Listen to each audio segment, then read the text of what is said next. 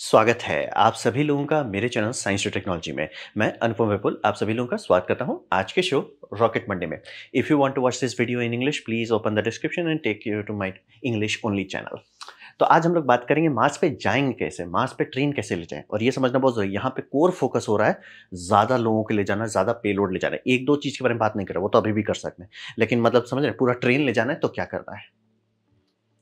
तो सबसे पहले समझिए मार्स जो है ना थोड़ा दूर है और थोड़ा ऑर्बिट उसका नौटंकी वाला है।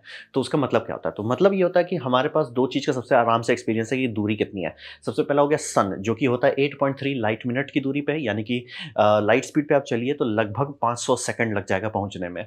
और फिर चांद जो है थोड़ा सा दूर है, थोड़ा ही है, ज़्यादा नहीं है, वो 1.3 सेकंड लगता है, उतने में आप जाके आ सकते हैं।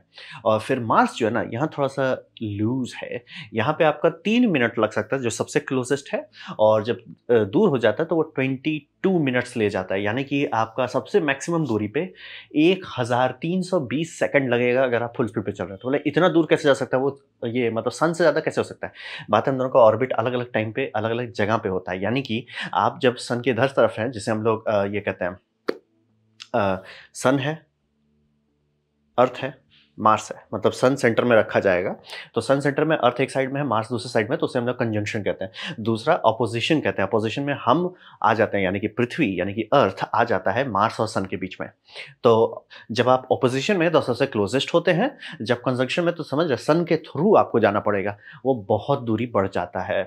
और जैसे काफ़ी लोग को पता है कि हम मतलब क्वेश्चन हुआ कि हम लोग इतना डिटेल में कैसे पता है। जैसे मून पे हम लोग को डिटेल से इसलिए पता चला कि उसमें जब अपोलो मिशन डाला गया था तो वहाँ पे रेट्रो रिफ्लेक्टर रख दिया गया, और उसका लोकेशन नासा ने सबको बता दिया। सब अब कंट्री अपने इंस्टीट्यूट से लेके अपने स्पेस प्रोग्राम से लेके लेज़र मार रही है चांद पे, वो लेज़र वापस आ जा रहा है। वो लेज़र आप कहीं पे भी और मारिए वापस नहीं आ रहा है। रेट्रो रिफ्लेक्टर का एक उसमें ह्यूमन सिग्नेचर होता है कि वो मतलब नेचुरल चीज़ ऐसे उसको रिफ्लेक्ट नहीं करेगा, रेट्रो रिफ्लेक्टर करेगा। तो आपको पता चला, उससे हम लोग बहुत प्रिसाइसली चांद को जान पा रहे हैं। मार्स पे उस तरह का अभी कुछ है नहीं, रेडियो से हम लोग कर रहे हैं वैसा, बट वो रफली आइडिया है। लेकिन हाँ, मोशन, रिलेटिव मोशन बहुत ज़्यादा है। और हम लोग को अगर लो अर्थ ऑर्बिट करना है तो बेयर मिनिमम आपको चाहिए होता है 7.8 किलोमीटर पर सेकंड। एक्चुअली से थोड़ा ज़्यादा रखना होता है क्योंकि ड्रैग होता है ग्रेविटी का, ऊपर से ये वहाँ पे लाइट ड्रैग है लो अर्थ ऑर्बिट में, तो वहाँ चाहिए। अब वहीं से अगर आप चाहते हो कि ठीक है हम लो अर्थ ऑर्बिट नहीं, हम सीधे सी लेवल से डीप स्पेस जाएं, यानी कि आप सी लेवल से मार्स के लिए रॉकेट लॉन्च कर रहे हैं, तो आपको थोड़ा ज़्यादा डेल्टा फी चाहिए। आपको 11.2 किलोमीटर चाहिए मिनिमम। और वही समझिए कि अगर आप लोअर ऑर्बिट में ऑलरेडी पहुंच चुके हैं तो आपको होमिन ट्रांसफर मेथड जो है उसके लिए आपको 3.2 किलोमीटर पर सेकंड का डेल्टा बढ़ाना है लियो पे। लियो पे अगर आप पहुंचे हुए कि ठीक है आप ऑर्बिट कर रहे हैं फिर जाना चाहते हैं, तो आपका इंजन में इतना कैपेसिटी होना चाहिए कि वो 3.2 किलोमीटर पर सेकंड का डेल्टा वी ऐड कर सके। जैसे कि सैटर्न 5 का आप देखेंगे तो सैटर्न 5 सीधे ऐसे मतलब जा सकता था, लेकिन वैसा किए नहीं। वो गए लोअर ऑर्बिट में, एक ऑर्बिट पूरा काटे, सारा चीज का टेस्टिंग हुआ कि सब चीज सही है, तब भेजा गया कि चांद की तरफ जाइए। तो उस टाइम में जो प्रोपल्शन चाहिए, जो पावर चाहिए, वो आपको इतना होना चाहिए कि 3.2 कर सके। तो वही समझिए। और यहाँ पे एक दूसरा दिक्कत भी आता है कि आपको रॉकेट चाहिए स्लो डाउन करने के लिए भी। ऐसा नहीं है कि सिर्फ आप चले जाओ। अभी तक जितने हम लोग स्मॉल प्रोब भेजते हैं, जैसे कि रोवर्स हो गए, ये सब हो गया, सीधे फेंक देते हैं, जाओ। एटमॉस्फेयर स्लो करता है, उसके बाद ये रॉकेट क्रेन से उसे रोक के उतार दिया जाता है। वैसे बड़ा बड़ा चीज़ नहीं कर सकते, तो आपको कुछ ऐसा चाहिए जो लॉन्च भी करे, इतना स्पीड भी दे, और उसके बाद वापस ब्रेक भी लगाए, तभी जाके आप मार्स ऑर्बिट पे आ पाएंगे। नहीं तो मार्स से आर पार चले जाइएगा, मतलब कि मार्स है शुई, वो नहीं करना है ना आपको, जाके वहाँ गोल गोल घूमते रहना है। तो यही मार्स पे जाने में थोड़ा समस्या है। तो अब बात करते हैं इलॉन वीट के बारे में, जो आजकल काफ़ी लोग फूकने लगे हैं। तो पहले ये समझिए कि वो हमेशा से चांद पे जाना चाह रहे थे। ये बहुत पहले की बात है, जब उनका सपना था कि हम मार्स पे एक ग्रीन हाउस ले जाएंगे, यानी कि वो नासा से पहले कोशिश किया कॉन्ट्रैक्टर, उस टाइम समझिए पेपाल पे चल रहे थे, तो पेपाल पर एक अच्छा खासा पैसा आया था। तो उनका सपना था कि हम मार्स पे एक ग्रीन हाउस ले जाना चाहते हैं, जो ग्रीन हाउस डिप्लॉय करेंगे और उसमें मार्स पे कुछ ग्रो कर रहा है वो दिखाना चाहते थे। गाड़ी वहाँ से खुली थी, तो नासा तो बोला लॉल। फिर नासा के बाद ये चले गए रॉसकॉस्मोस के पास, रॉसकॉस्मोस बोला कि लॉल। तो फिर ये बोला कि भैया सब लॉले कर रहा है तो हम ही बना देते हैं, तो ये स्पेसएक्स बना दिया बाकी सबको जूता चप्पल मारने के लिए। तो ये कर दिया, और बहुत पहले की बात है। यहाँ से गाड़ी खुली थी, मतलब ऐसे ही गाड़ी खुला है, बहुत पहले की बात है। उसके बाद रेड ड्रैगन का कॉन्सेप्ट आया, यानी कि ड्रैगन कैप्सूल बन चुका है, ड्रैगन कैप्सूल के लिए पैसा मिल रहा है आईएसएस से। आईएसएस यानी कि नासा आईएसएस के लिए कमर्शियल क्रू मिशन बनाना चाहता था, कमर्शियल कार्गो मिशन बनाना चाहता था, वो दोनों के लिए पैसा दे रहा था, उसी के लिए ड्रैगन का पूरा खर्चा निकला। तो ड्रैगन इन्होंने बना लिया था, मतलब ऑलमोस्ट फाइनल टेस्टिंग पे था। तो ड्रैगन का एक और वेरिएंट बनाया गया जिसे रेड ड्रैगन कहा जाता है। ये 2016 की बात है, अप्रैल 2016 में। और उस पर नासा भी एग्री किया कि ठीक है, हम आपको पैसा नहीं देंगे लेकिन टेक्निकल सपोर्ट देंगे, यानी कि हमारे इंजीनियर्स आपके साथ काम करने को तैयार हैं। आप, क्योंकि उनको था कि अगर आप कुछ कुछ चीज़ सीख जाते हैं, जैसे उस टाइम था कि ये प्रोपल्सिवली लैंड कराएंगे, तो वो डेटा पॉइंट बहुत फायदेमंद होता है। बोले नासा ट्राई कर ही रहा था रॉकेट क्रेन से लैंड कराने का, तो नासा को वो डेटा चाहिए था। अगर ये भी करने लगते तो एक्स्ट्रा डेटा हो जाता, उससे बढ़िया तो कुछ है ही नहीं। तो नासा तैयार था काम करने के लिए। और फिर इसे उस टाइम उनका सपना था कि 2018 तक में हम इसे लैंड करा देंगे, या एटलीस्ट डेमो मिशन तो कर ही देंगे मार्स तक का। अब अगर आपको पता होगा कैलेंडर का डेट, तो आज 2025 है, तो 2018 में तो कुछ हुआ ही नहीं।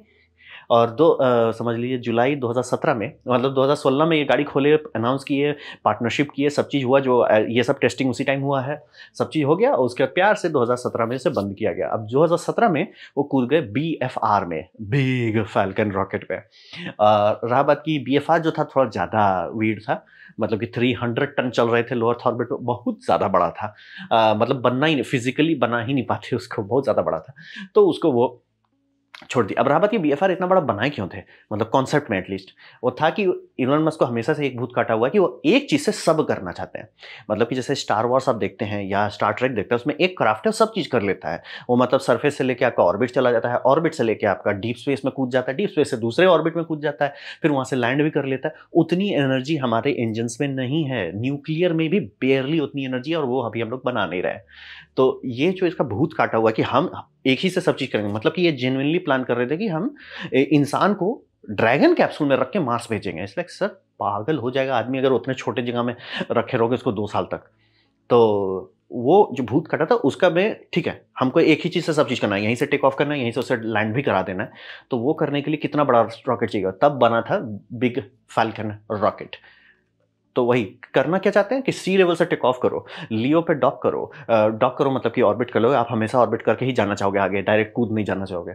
तो लियो पे जाओ, फिर डीप स्पेस में जाओ, बोले आपको 11 किलोमीटर से ज़्यादा का डेल्टा वी चाहिए। फिर मार्स ऑर्बिट पे जाओ, मतलब मार्स पे जाके स्लो डाउन करके वहाँ ऑर्बिट करो, फिर वहाँ आप लैंड भी कर लो। ये सारा काम एक रॉकेट से करना चाहते हैं। उस टाइम आइडिया था कि वो फाल्कन हैवी, उस टाइम उन्होंने कॉन्ट्रैक्ट स्टार्ट कर दिया था फाल्कन हैवी का। कॉन्ट्रैक्ट एज इन लाइक हम ये बना रहे हैं कि हम इससे भेज पाएंगे, क्योंकि फाल्कन 9 नहीं भेज पाता इसको, मतलब उसमें उतना डेल्टा भी नहीं है कि वो वहाँ तक भेज सके।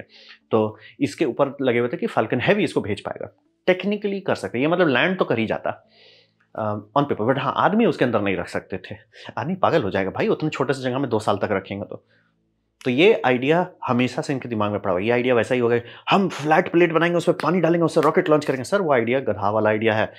आप करोगे, जबरदस्ती का फोर्स करोगे, रॉकेट फूटेगा, पैसा नुकसान होगा, कई बार खुदाई करनी पड़ेगी, एंड में शांति से आप बोलोगे अच्छा अच्छा दूसरा जो बना रहे हो उस पर शांति से कर्व डालो।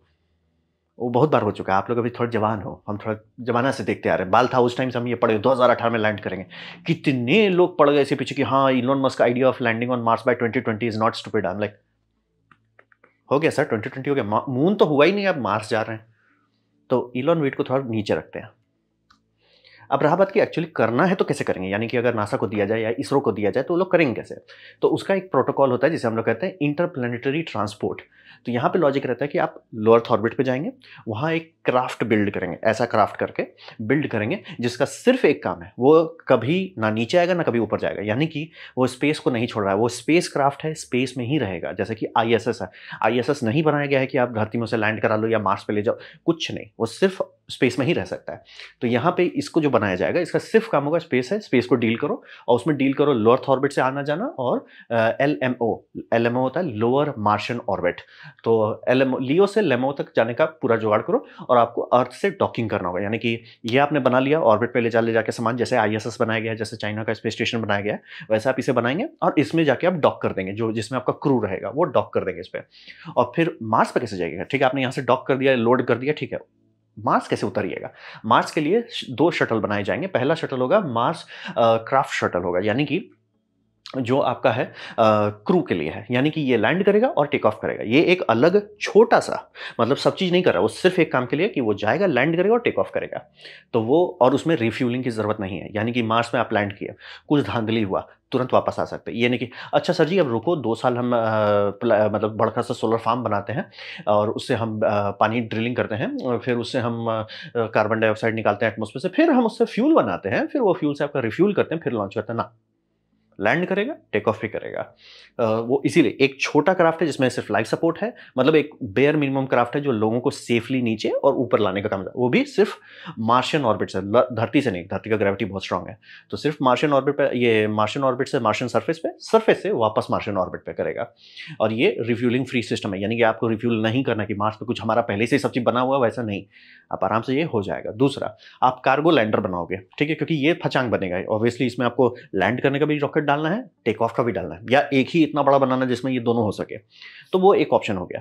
दूसरा बनाएंगे जो होगा आपका कार्गो लैंडर। कार्गो लैंडर काम है सिर्फ सेफली लैंड करो, वजन जितना है सब हटा दो, सिर्फ सेफली लैंड करो। ऐसा क्यों करेंगे? ऐसा इसलिए करेंगे ताकि अगर सेम आपको हम थ्रस्ट देते हैं रॉकेट का, उसमें बोलते हैं भाई आपको ये सब कचरा नहीं डालना है कि जो टेक ऑफ के लिए चाहिए, हटा दीजिए, तो पेलोड का जगह बढ़ जाता है ना। इंसान के लिए आप ऐसा नहीं करना चाहेंगे, लेकिन सामान के लिए कर सकते हैं कि ठीक है 2 हैबिटेट्स का आप ये रखते हैं, कार्गो मॉड्यूल रखते हैं, 2 क्रू मॉड्यूल रखते हैं, ठीक है। आप एक लॉन्च किए, फूट गया, कोई दिक्कत नहीं, दूसरा कीजिए, दूसरा भी फूट गया, वापस हम मत लैंड कीजिए, वापस आ जाइए धरती में, आ सकते हैं, कोई दिक्कत नहीं है। आप और वही है कि दोनों जा जाके आराम से करो। मान ली किसी हो रहा है कि टेक ऑफ के टाइम एक तो ये बोल रहा है कि एरर आ रहा है, ये नहीं टेक ऑफ कर रहा, उनके क्रू को दूसरे में शिफ्ट करके वापस कर दीजिए। इसमें लटकेंगे नहीं, रिस्क नहीं रहेगा कहीं जरूरत से ज़्यादा। और रॉकेट इंजन और सोलर आयन इंजन चाहिए, यानी कि आप जब इसे बना लेंगे तो कई 100 टन का बनेगा, और इसमें काफ़ी क्या बोल रहे हैं ISS 600 टन का है, तो ऑब्वियसली उतना बड़ा तो आप नहीं बनाना चाहेंगे, और मॉडर्न डिज़ाइन काफ़ी अच्छा कॉम्पैक्ट डीप स्पेस स्टेशन बना सकता है। लेकिन फिर भी आपको रॉकेट चाहिए, क्योंकि आप लो अर्थ ऑर्बिट तक का ही एनर्जी है आपके पास। लो अर्थ ऑर्बिट से निकल के डीप स्पेस में जाके, मार्स में जाके, फिर वहाँ डॉकिंग, मतलब ये उसका ऑर्बिट कैच करना बहुत एनर्जी खाएगा। तो उसके लिए आपको 2 चीज़ चाहिए। पहला, रॉकेट इंजन बम बम, जैसे कि रैप्टर है, बम बम रैप्टर होगा, इसीलिए सब पे ज़्यादा से ज़्यादा फ्यूल टैंक ही है, बहुत फ्यूल लगेगा वो करने के लिए। दूसरा, सोलर आयन इंजन, यानी कि ये सिर्फ आपको धरती से बाहर निकालने का काम करेगा रॉकेट इंजन, उसके बाद आप आयन इंजन चालू कर देंगे, वो आपको धीरे धीरे धीरे धीरे स्पीड बढ़ा देगा, फिर वो बहुत ज़्यादा स्पीड बढ़ा देगा, फिर उसको आप उल्टा करके ब्रटिस्टाक्रोम बर्न करेंगे ताकि स्लो करेंगे। ऐसा स्लो क्यों करेंगे? स्लो करेंगे ताकि जब ऑर्बिट में कैच करना चाहते हैं मार्स में, आराम से हो जाएगा, ज़्यादा थ्रस्ट नहीं लगेगा। और ये जो क्राफ्ट बनेगा ये कभी भी लैंड नहीं करेगा, सिर्फ ऑर्बिट टू ऑर्बिट कूद रहा है। इसमें आपको रॉकेट इंजन चाहिए, सोलर आयन इंजन चाहिए थ्रस्ट के लिए, और कोई मैजिकल टेक्नोलॉजी नहीं है। ये अगर करना चाहते हैं आज के अभी स्टार्ट करेंगे और कुछ साल के अंदर हो जाएगा, बस पैसा का बात रहेगा। तो इंटरप्लैनेटरी ट्रांसपोर्ट, ये मतलब समझिए एकदम अपोलो के टाइम से यही डिज़ाइन निकला है, मैथमेटिक्स यही सपोर्ट करता है, सब कंट्री, सब कंपनी जिनको एक्चुअली करना है वो यही कर रहे हैं। अब बात करते हैं कि वो डिज़ाइन में क्या फ़ायदा हो कंपेयर टू ये वीड के। तो ये समझिए कि सी लेवल से लियो का डॉकिंग करना, कि ठीक है हमने स्पेस में बना दिया, उस पे जाएँगे कैसे? सर बहुत सारे ऑप्शन हैं, बहुत सारे ऑप्शन हैं। चाइना के पास ऑप्शन है, रसिया के पास ऑप्शन है, यूएसए के पास ऑप्शन है, यूएसए के मल्टीपल ऑप्शन है। तो वो आपको टेंशन लेना ही नहीं कि आप उसमें एस्ट्रोनॉट्स कैसे भेजेंगे, उसका टेंशन नहीं है। आप उसमें सामान कैसे लोड करेंगे, कोई टेंशन नहीं है। वो सब पार्ट सॉर्टेड है। अगर आप स्टारशिप जैसा बड़ा रॉकेट के बारे में बात करते हैं तो टेंशन नहीं है, और एसएलएस भी कर सकता है, तो वो टेंशन नहीं है। अब रहा बात जो ट्रैवलिंग स्पेस स्टेशन आप बना रहे हैं, तो इसको आप लॉन्ग टर्म सेफ्टी दे पाएंगे, यानी कि हर चीज़ को ज़बरदस्ती का उसके अंदर नहीं ठूसना है। भैया ये स्पेस क्राफ्ट है, इसको स्पेस में सेफ बनाओ। तो आईएसएस जो है सेफ इसलिए है क्योंकि वो अर्थ का मैग्नेटोशील्ड के अंदर है। अगर आप अर्थ के मैग्नेटोशील्ड से बाहर जाते हैं, जैसे कि अपोलो क्रू में किया गया था, वो एक्सपोजर बढ़ा देता है आपका, यानी कि जल्दी वापस आ जाओ। हाँ, मतलब चाँद पे हो तो कोई दिक्कत नहीं, क्योंकि चाँद में जैसे ही आप आते हैं तो 50% आपके नीचे चाँद हो जाता है। मतलब आपका स्फीयर निकालिए, उसका 50% चाँद है, उसमें उसके आर-पार रेडिएशन नहीं जाता। कॉस्मिक रेडिएशन जो आप पे पड़ रहा है वो आधा हो जाता है। मार्स पे भी वही होगा, अगर आप मार्स पे लैंड कर जाते हैं तो 50% ड्रॉप हो जाता है। तो स्पेस से ज़्यादा सेफ है सरफेस पे रहना। लेकिन जब आप डीप स्पेस में हर तरफ से आपको रेडिएशन पड़ रहा है तो आप क्या करेंगे?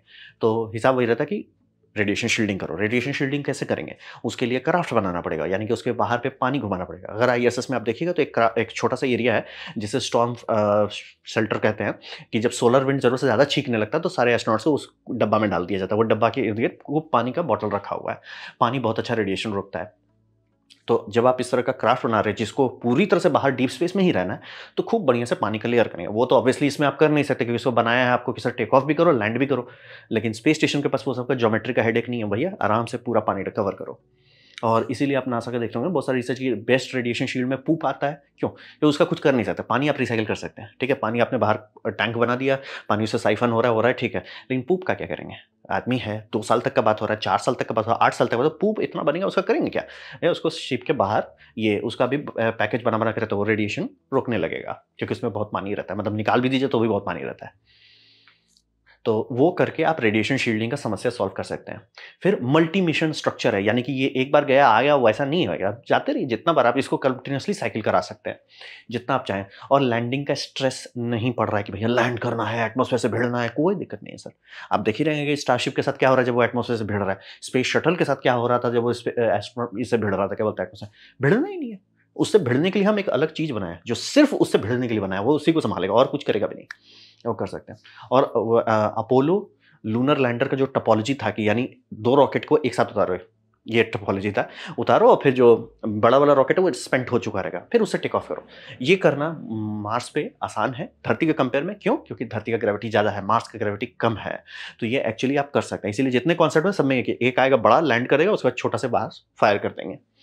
और फिर आपको क्रू के लिए ये क्रू बोल रहा हूँ, कार्गो के लिए अलग रॉकेट रहेगा जो सिर्फ लैंडिंग के लिए बनाया गया है। जब से ज़्यादा टनेज, लैंडिंग कराओ सेफली और कुछ मत करो, कार्गो डंपिंग आप कीजिए। और वो सिंगल यूज लैंडर होगा, उसको रीयूज सब नहीं करना है। और वही समझिए, क्रू को मार्स पे कुछ नहीं चाहिए, यानी कि मार्स पे आप लैंड कर दिए, ये सब जैसे बोला ये सीधा 1 वे टिकट है by the way. Openly SpaceX openly बोला हाँ आप जाएंगे तो, लेकिन वापस नहीं आएंगे क्योंकि आ ही नहीं सकते ना। 100 टन 200 टन 600 टन प्रोपेलेंट आपको क्या मार्स पे रखा हुआ दुकान है, स्वाइप कर दो कार्ड कि हाँ भैया 600 टन दे दो, पेट्रोल डाल दो, पागल बंदी वाला बात है। तो ये डिजाइन जितने भी टोपोलॉजी है इसमें लटकेंगे नहीं, जाएंगे वापस भी आ सकते हैं, कुछ गड़बड़ हुआ तो भी वापस आ सकते हैं।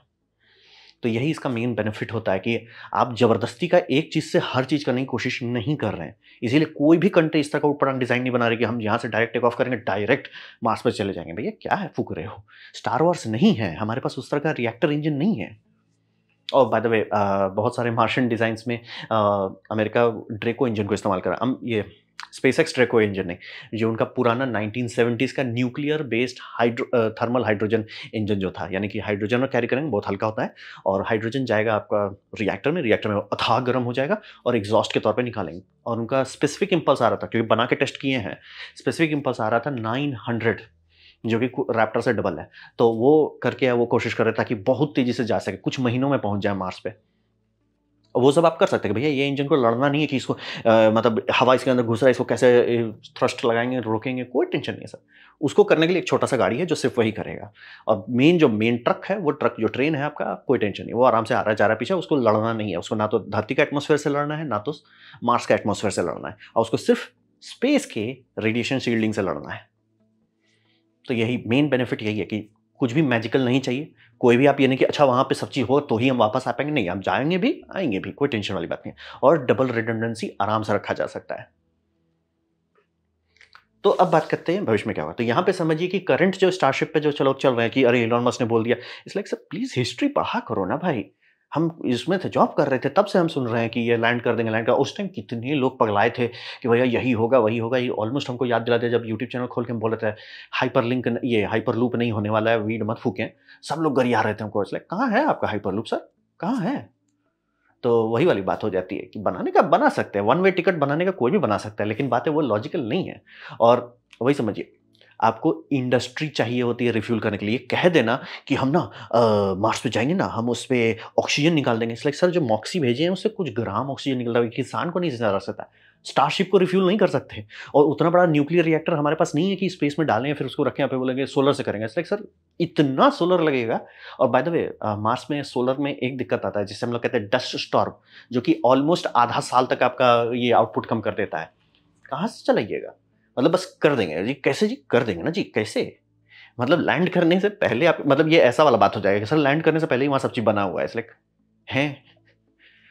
तो लॉजिक वही है कि आप कोई भी कितना भी बड़ा, अभी करंट टेक्नोलॉजी में कोई भी ऐसा ये क्राफ्ट नहीं बना सकते जो हर चीज़ कर ले कि भैया वो धरती का सी लेवल से टेक ऑफ करेगा, उसका भी सारा लोड संभाल लेगा, फिर वो लोअर्थ ऑर्बिट में रहेगा, उसका लोड संभाल लेगा। यहाँ तक हम लोग कर लेते हैं, सारा चीज़ कर लेता है। लोअर्थ ऑर्बिट से वो ये समझिए डीप स्पेस जाएगा, उसका रेडिएशन भी संभाल लेगा। फिर डीप से वो ये समझिए मार्शियन ऑर्बिट पे डॉक करे, मतलब मार्शियन ऑर्बिट पे कैप्चर करेगा, वो भी कर लेगा। फिर वहाँ से मार्स पे वो लैंड करेगा, वो भी कर लेगा। फिर वहाँ से रिफ्यूल करके टेक ऑफ भी हो जाएगा। इट्स लाइक सर थोड़ा ज़्यादा नहीं बहे जा रहे हो? मतलब हमको पता है कि आप ज़्यादा बह जाते हो, मतलब वो छोटे-छोटे कैप्सूल में ही आप इंसान को भेज रहे थे। इट्स लाइक तो वही वाली बात होता है, बिना इंटरप्लैनेटरी ट्रांसपोर्ट के ऐसा सपना देखना, सपना देखिए मतलब आप ट्राई करने का कर सकते हैं कि 6 लोग को भेजा जा सकता है एक स्टारशिप में, लेकिन वो कौन जाएगा ऊपर भिजवाने अपने आप को कि भैया हम चले तो जाएँगे, कुछ गड़बड़ हुआ तो गए और आने का तो ऑप्शन ही नहीं है। क्योंकि वो बोल रहे हैं नहीं यहाँ ये पहले से बना होगा तो ही तो आप वापस आ सकते हैं, नहीं तो नहीं आएँगे। तो कॉन्टेक्स्ट एकदम क्लियर, सपना देखना मार्स के बारे में बहुत अच्छा है, लेकिन साइंस, मैथ, केमिस्ट्री सब भूल जाना बस ऐसे कह देना लाइक क्लेम करना फ्री है, मैं एकदम क्लियर करना क्लेम कर देना फ्री है। इलॉन मस्क 2018 में सेल्फ ड्राइविंग गाड़ी दे रहे थे, अभी तक नहीं आई है। तो समझना मुझे क्लेम बहुत फ्री होता है। इलॉन भी फ्री रहता है, तो आपको लोड नहीं लेना है, आपको बस लोड नहीं लेना है और ये समझिए 9वीं बार फटा है और ये अब सोवियत यूनियन टाइम नहीं है कि अब आप बोल रहे हैं 9 बार फटा तो कोई बात नहीं है। लाइक सर 9 बार फटा है, आप अभी तक ऑर्बिट नहीं पहुँचे, पेलोड भी नहीं डाले, चलिए री एंट्री में फूटता तो कोई बात भी नहीं रहता। ऑर्बिट तो पहुँचिए, ऑर्बिट ही नहीं पहुँच रहे हैं आप। तो ये समझना थोड़ा बहुत ज़रूरी है कि अगर स्टारशिप पे अगर आप मार्स सैंड मिशन करते हैं तो वो वन वे टिकट होगा। और वन वे टिकट के लिए अच्छे लोग तो नहीं आएँगे क्योंकि उनके पास ज़िंदगी रहेगी, वो कुछ करना चाहेंगे। इट्स लाइक हाँ, हम वहाँ जाके वहाँ ऊपर जाएँगे। इट्स लाइक समझ रहे हैं 30-40 इयर्स की बात हो सकती है कि आप वहाँ जाके 30-40 इयर्स तक क्या करेंगे और उतना खाना कहाँ से आएगा? तो बहुत सारा खींच देने का वाली बात होती है जैसे रेड ड्रैगन में कर रहे थे, लेकिन रियलिस्टिकली नहीं किया जा सकता, इसीलिए इंटरप्लैनेटरी क्राफ्ट बनाना ही पड़ेगा। तो ये था मेरा प्रेजेंटेशन मार्स तक ले जाने वाला ट्रेन के बारे में। उम्मीद करता हूँ आपको अच्छा लगा, कुछ सीखने मिला, कुछ समझ में आया। अगर ऐसा है लाइक करते हैं, दोस्तों शेयर कर दें, उससे मेरा काफ़ी भला होगा। नहीं अच्छा लगा, नहीं पसंद आया, कोई बात नहीं, आप डिसलाइक दबा सकते हैं, मैं कमेंट डिसलाइक 2 बार दबाएँ, उससे मुझे पता चलेगा कितना ना पसंद हुआ है। मैं आपसे कमेंट लिखें, मैं हर कमेंट को पढ़ने की कोशिश करता हूँ। आपसे सब्सक्राइब कीजिए, बेल दबाइए, आप फ्री हैं तो आपने अपडेट दिखा, जानकर मुझे बहुत खुशी हुई।